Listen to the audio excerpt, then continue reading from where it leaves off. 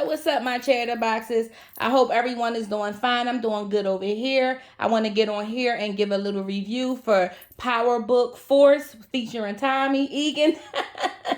Listen. We all been waiting for this particular spinoff in the Power universe. Everybody loves Tommy character, and everybody wanted to see the direction that they were going to take this character. Now, this is the first episode, so this episode is basically an introduction to each character. So some people were like, I don't know how I'm feeling it, but give it some time. By episode 4, I feel like everybody is going to just fall in love with this particular character. I mean, this particular spinoff of the franchise. And to me, episode 1 was a solid episode. We had a lot of action. It started off with Tommy. He was so you know it starts off where it left off on the series finale of Power, where Tommy he leave New York and he's headed for California. So we thought. So he's driving, he having all these flashbacks about everything that took place when he was in New York, some of the bodies he's driving, some of the people that he's lost, and we see that he's getting real emotional when, he have the ghost flashback. Tommy literally was about to end his own life until I don't know, like, hey, I don't know what happened, but something came over one where he was like, okay, no, okay. So he was supposed to be meeting Rodolfo in California because he was going to work for him. But Tommy took a detour to Chicago. And we didn't really know much about Tommy, like, family life. We just knew he had a messed up mother, Kate. His dad was in jail, Teresi. So it wasn't much that we knew about his, upbringing. So he pulls up on his street. And as he pulls up, this guy came over there trying to arm him, pull Jack. I guess he was trying to jack him for the car, jack him for his money. I don't know exactly what he was trying to jack him for. I can't remember, but I think it was for the car. And Tommy showed him his piece.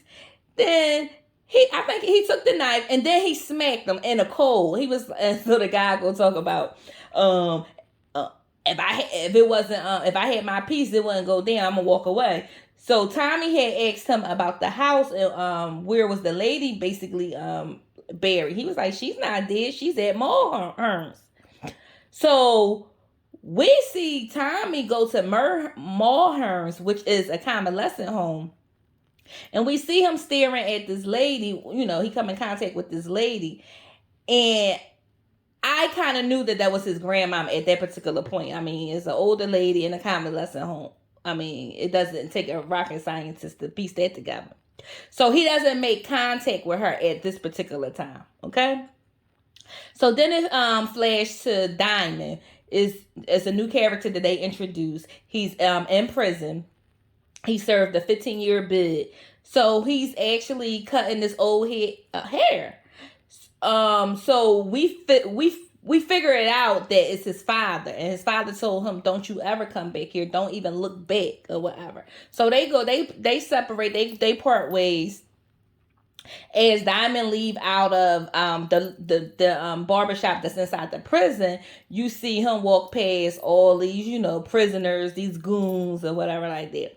So one of the prisoners told his friend, the other inmate, like, we're going to let him get comfortable out on the street, and then that's when we're going to attack. So we already know that as much as we see that John Diamond is going to try to turn his life around, we already see that it's going to be some drama come his way. We already see that. So now we see Gloria. This is where they introduce a new character, Gloria. She owns a bar. And she's like, she bartend there as well. She meets Tommy there drinking. And they were having like small conversation. You can already see that they hitting it off, and it's some kind of chemistry there. She was like, "Oh, you look rough," and it's only, I think she said it was only like 11 o'clock. Tommy was knocking down on whiskeys or whatever. So he said something smells good, and she said it was some pepper soup. And he was like, I eat every. She was like, he was like, oh, that sounds good. I'm hungry. She was, it's like, well, it's not done yet. And she was like, well, most people say they like it until they see the trout, the tripe, and they can't, eat it. He was like, well, I eat everything, and I'm looking like, all right, I see what you gonna be eating. I see what you gonna be eating. So she told, because he was like, well, he wanted a bowl of soup. So she said, well, it's not done yet. You gotta come back to get it. So we already know she basically gave him an open invitation to come back because, like I said, it was some chemistry there. We gotta see if he gonna actually go. Okay. So now we see Diamond again. He gets out of jail. He's getting his personal property from the guard. Him and the guard seem to have a good relationship. So the guard was saying that it was him and another guard that was saying it's not much, but we want to give you something. So he pulled out some barber's tools that he was like, and it is enough to get you started. So he had this Chicago Bulls jacket on. It was like an old school jacket because, mind you, like I already said, he's been in jail for 15 years. But it was kind of still fly, like a retro jacket. It was kind of cool or whatever. So he had these red Jordans. So the guard was like, listen, I'll give you $150 right now for them because they go. He was like, I can sell these on StockX. So Diamond was like, well, I don't know what StockX is. He was like, but I'm pretty sure that they'll go for more than $150. So the guard started laughing or whatever. So he gathered all his property and he told the guard that he can keep his Jordans. And I'm like, that guy gonna go, like, I seen them Jordan, like, you seen how retro that jacket was, and them Jordans was they wasn't ones. I don't know exactly what they were, but I know they were retro, 15 years, and y'all know with old Jordans or old classics, and they was in good condition, he gonna get a pretty penny on StockX for them. In real life he would. So he gets out. His brother meets him. So we meet Jannard. That's who his brother is. So he don't have his sneakers on. So his brother was like, what happened to your shoes? Somebody jacked you? And then he was like, oh no. So he was acting like he was about to go back into prison. He was like, no. I gave him up. It's fine or whatever.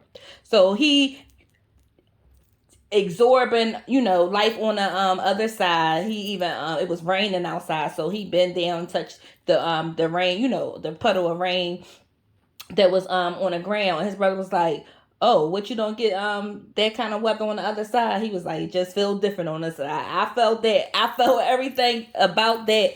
Listen, when you get your freedom, you start, well, I'm speaking from a person that never been locked up a day in my life, but I can only imagine when you get your freedom, you are taking the little things that you take for granted when you out here on this free world. I'm pretty sure everything that you take for granted, you appreciate when you come about them doors or whatever. So now we meet Vic, Flynn, and Simon. Tommy is standing outside the bar in front of his car. Vic and Simon telling him to move his car, trying to young bull him, trying to bro them. Simon looking at them like they crazy as hell, but he say under his breath, what is up with these people and parking on these streets? Like, what's up? Because, like when he first came, that's what the young bull did to him to try to, jack him. So Tommy wasn't going for this shit, okay? They was trying to jump him. That didn't work out. So Paulie, they call him Uncle Paulie. He kind of stepped in and he asked him. It was polite, but polite for a wise guy type of thing. It wasn't really polite, but it was polite enough for Tommy to be able to, like, all right, respect it. So Tommy was like, see, this is how you talk to someone if you want them to move. You ask politely. And he was like, and I don't have a problem with moving. So Tommy ended up getting out their space because they had some drops that they wanted to make. So we goes to the big Flynn. I think his name Walter, the father. So, but we see Claudia, which is the Flynn sisters. She's the sister. She's part of the Flynn family. She's the sister. She's sitting in her dad's chair. He come in. She's sitting in the chair looking real comfortable. She even got her little glass. So the dad comes in, was like, "Oh, you looking real comfortable in my chair." So they having a conversation, and she basically telling the dad that she want to be out there with Flynn. She want to, I mean, with Vic. She want the streets. And he was like, your place is in here. He was like, you keep the family business legit. He was like, come over here, let me see your hands. He was like, you see your hands? He was like, what you gonna do with these hands? You can't punch nobody with these hands. That's for your brother to do. I hate. Listen, sometimes she might can't go toe to toe with these men out here physically, because she didn't, physically she might can't. But sometimes as women, our biggest strength is our mind. We don't have to throw a punch. We can disable people with our mind, the intellect that she had. Stop underestimating her because she's a woman. Like, please, if she's savvy enough to keep your business looking legit, you think she don't know how to handle these two big criminals? Come on, Dad. But she gonna show you. She gonna be the wild card. Trust and believe what I say, y'all. Trust and believe. Let's keep our eye on her.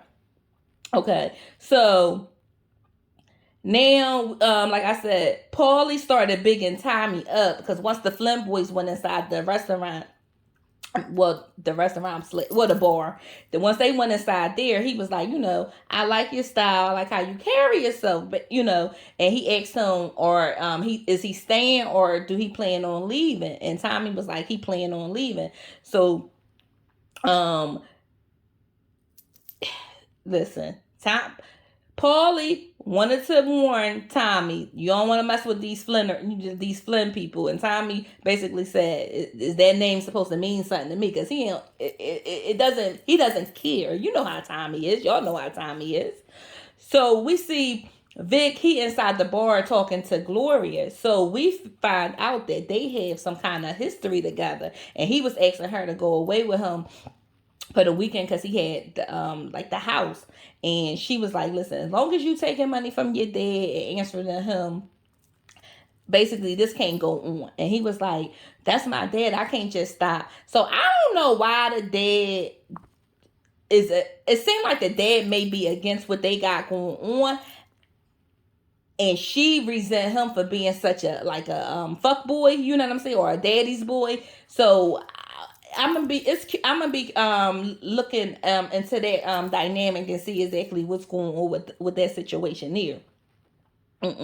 So Vic collected money from her because like the wise guys, they always taxing these businesses or whatever. Stupid shit. But that's what they do. So Vic, he's getting pissed off because she ain't giving him the plate that he want. He tells his brother to don't be doing too much drinking and keep an eye on her. So his brother Simon was like, I've been gave that up. I don't drink anymore, but he still do the nose candy because he was sniffing away or whatever. So he started having an interaction with some girl in there. She gets all irate. She gets pissed off. Gloria ended up coming back down to the bar where Simon was at, and she intervened. The lady, walked away. Tommy is peeping everything. So Simon went out to the back of the bar to take a leak. And when he did that, Tommy followed him. Tommy whooped his behind. Oh my God. Tommy kicked his ass or whatever. So as he took beat him up, he took his phone. So that's how he was able to enter. Well, I'm gonna tell y'all what he was able to do. So he actually seen that they were going to have like a meet. Vic was supposed to be having like a meet, like some kind of deal, with the Connect, I should say. So Tommy was smart in that aspect, but Gloria intervened and kind of came in there and stopped Tommy from doing what he do. Tommy and Gloria end up knocking boots, okay? But we already knew that was going to happen. Cause she talking about the soup is ready. Yeah, soup is ready. Your ass was ready, okay? So, like I said, they start knocking boots and everything like that. So as they was in there, and they was, getting finished, they start talking. He seen that she had some kind of paraphernalia from her, the army, and it was her husband's, but he died. She was like, he went over there and never came back. And she was asking him, did he ever was he ever married? He was like, I came close once. But I thought, and he was talking about um Lala character. I forgot her name. Keisha. So, but wasn't he about to marry the red haired girl too? Cause I could have swore he was about to give her a ring as well. Anyway, so now we see Claudia. She in this club. The club is banging. Nobody seemed to know who she was. So it's like this drug that was out there. She gets high on the drug. The guy was telling her to take it easy. She took it all in. So she started getting freaky with this chick. They dancing all around, whatever. Next thing they know, they knocking boots all high up. She gonna try to figure out the origin of their drug and where she can, start copying it, because she about to start making her own plays. I'm telling you, she about to start making her own plays, and she gonna do good. So now we see Tommy. Like I said, he took the phone from Simon, so he knew where the meetup spot. So he meets up with Vic. Vic looking like, what the hell is going on? So Vic wasn't really trying to have that, but Tommy basically threatened Vic to get him into the that meeting. So he was asking him how many people they was expecting and blase. So Vic, he told him, I think 1 or 2 people. When Vic got in there, it was 2 guys in there tweaking, and then that's when we see Jannard. He was in there as well. Tommy already peeped the scene. He seen that the guys, first of all, they were tweaking, and he seen that this was like their first, drug deal. So he was basically trying to calm the situation. But then we find out that Vic came up. He was short. Somebody named Zamos, he set the whole thing up. And if it wasn't for Tommy being there, trust and believe, Jannard and Vic would have been, they would have been toast. You understand what I'm saying? So once they peeped that Vic was short, the guys started, getting agitated. They was already tweaking, so they start shooting. Jannard gun jam. Tommy, he took one of the bulls out. Bang, took one of them out. He shot the other guy. He should have killed him, and he normally don't leave nobody alive, but he shot him and he let him get away. And I'm wondering what was the reason for that. Is it a reason for it? And if it is, I wonder what the reason was, because that's not like Tommy to do that. Anyway, so Tommy took the product. He was like, listen, this ain't for free. He was like, this come with a price. So he took the product and the money. So Vic was all mad, and Jannard was like, well, you the one messed up, man. How you gonna come here without no come here short anyway? Like, so Jannard ain't care. Like, you know what I'm saying? So we see that Jannard, he ended up meeting up with his brother Diamond, and he told Diamond about what went on with Tommy, but he didn't know Tommy's name, so he called him Casper. So Diamond told him that he want to meet him. He was like, I want to meet this dude or whatever. And then Diamond and Tommy seem like they gonna be he gonna be Ghost for. He's not. Nobody's can replace Ghost, but he got the same calmness that Ghost had, and he got the same. It seemed like he's smart and he's not like a hothead. So that dynamic is gonna be fun watching that on screen. It really is. I'm telling y'all. So we see Vic and Claudia, they meet up to talk. She is pissed off at him because he told her what went down, and she told him, why you even dealing with the Yardies anyway? You gonna make our business look bad. We already got the feds looking down at us. These low level street deals not working. He basically talking about he got it under control. He gonna handle it. No, the freak he not, and he's stupid. And this is all the reason why I said, y'all, the dad talking about muscle, but he ain't thinking, and he gonna bring more heat on y'all. Like she said, like I said, she has the brains, and the brains is going to bring you the business all the time. Trust me. So we seen Tommy. He was looking at up the CBI, because that's the gang that Jannard and Diamond belonged to. But Diamond, he basically trying to get out the game, but he was the leader before he got locked up 15 years ago. And he also looked up the Flynn family. He found out like they was like a, crime family in Chicago. So now Tommy goes back to the convalescent home where his grandmom is, and he actually approached her this time. First of all, he was calling her name. I'm like, call her out to her, but she didn't really recognize who he was because she is gone, y'all. I don't know what it is, but she is gone. But he showed her a picture, and he was like, "I'm Tommy." And for a second there, she was like, "Tommy," like she knew who he was for a minute, and then she went back to like her, comatose state or whatever. So Tommy, he ended up walking out, and we could tell somebody walking behind him. So next thing you know, Tommy turned around, pulled out the gun on the guy, and the guy like, "Oh." So Tommy like, "What you want?" Basically. So he was like, "Listen, I'm trying to figure out. She hasn't had any visitors besides me in the last 6 years. Then all of a sudden, this person coming to visit him. What's going on?" So Tommy was like, "That's my family." He was like, "That's my family too." So Tommy showed him the picture, and like behind the picture, he was like, "Do you know what this is?" And the guy pulled up his sleeve and was like, "Yeah, basically, I got this on me." So we figure out Tommy got a half brother who's black, y'all. So Kate was banging the goddamn black guy or whatever. She told Tommy that his grandma was dead because I guess she wanted to hide that secret, and she didn't want Tommy to know that he had a brother. So she left Chicago and never looked back. Kate Egan was a piece of freaking shit. You had a baby by this black guy, so you got a black son that you didn't raise, don't basically had nothing to do with.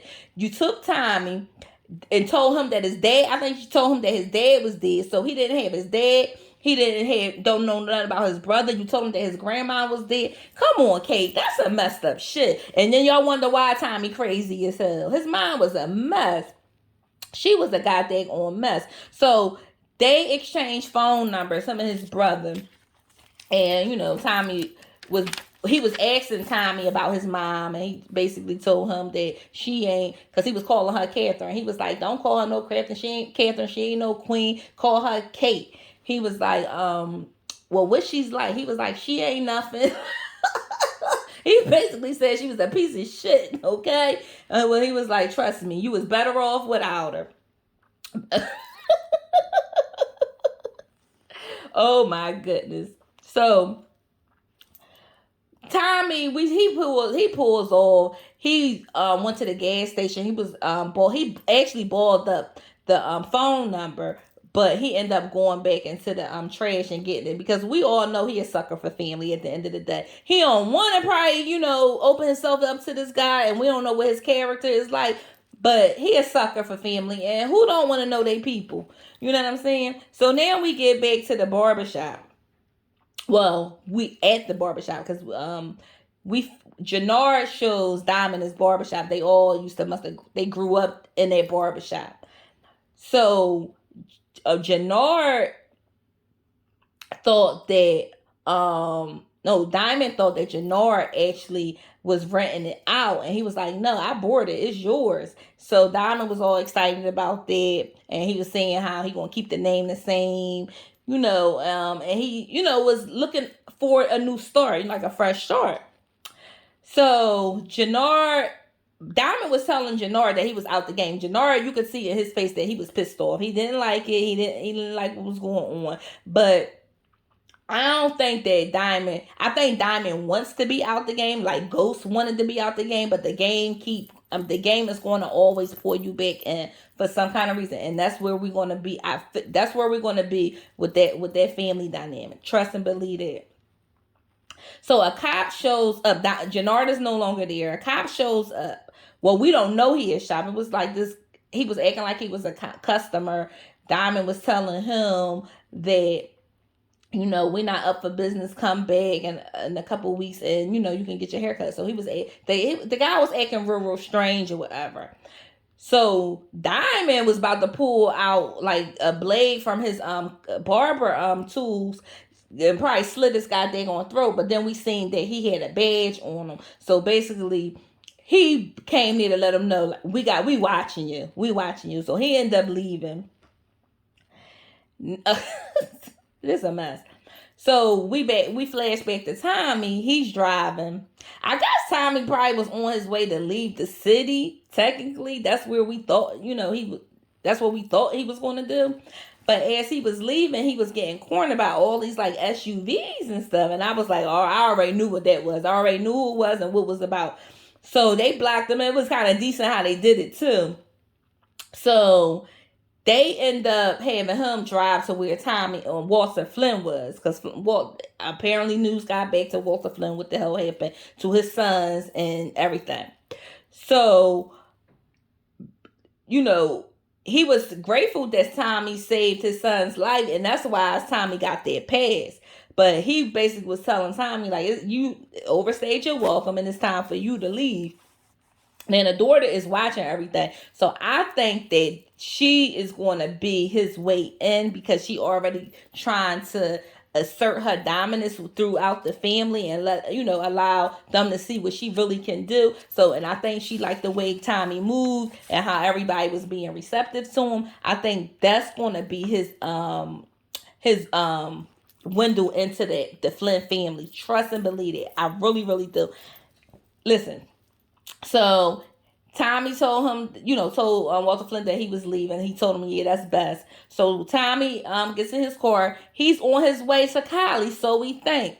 He was on the phone with Rodolfo. Rodolfo yelling at him, talking about, I expected you to been here, and, blase. And Tommy was like, you know what? I ain't coming here.